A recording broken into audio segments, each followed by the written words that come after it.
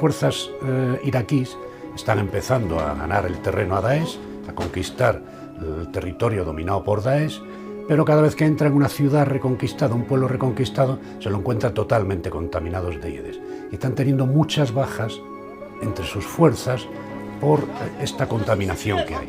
Y además esto impide que la población local pueda entrar a sus casas, a sus pueblos.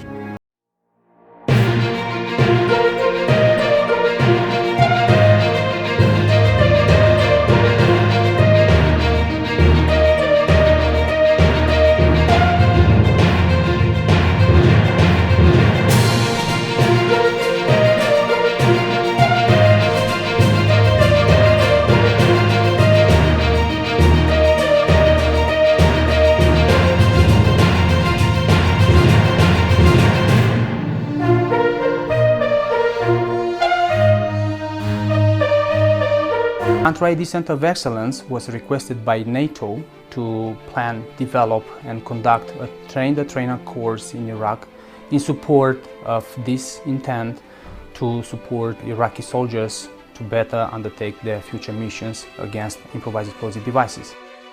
This is one of the victim-operated improvised explosive devices we can encounter in Iraq.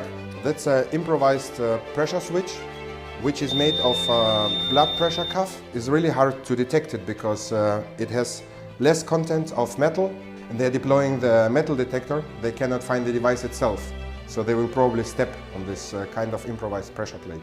And depending on the main charge, which is attached to this switch, the casualties can range from 1 soldier up to 100.